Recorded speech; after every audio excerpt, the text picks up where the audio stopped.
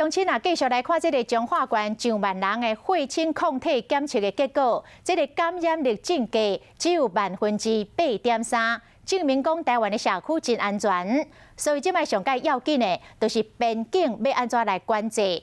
尤其即摆入来台湾的人一天比一天较侪，有专家来建议讲，入来的人应该全部拢爱家己出钱来做体检，或者是伫解除检疫进前，嘛要验过3届。 确定无畏着病毒，才会当互因入来台湾。也毋过指挥中心也是坚持讲无这个必要。行政院长苏贞昌的看法嘛是共款，嘛讲无这个必要。啊，这个疾管局的政府局长施文仪讲，啊无至少吼，这爱互所有的入境者拢爱有无畏着病毒的证明，安尼才会当放因入来台湾。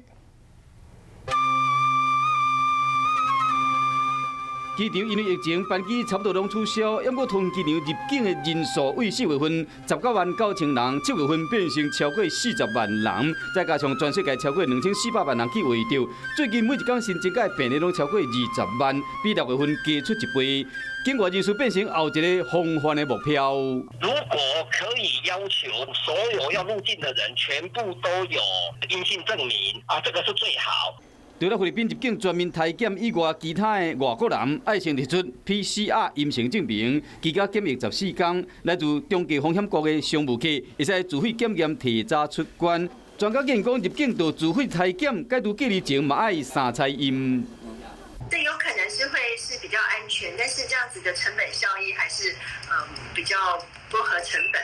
真的是防疫有成，跟普筛，其实是没必要。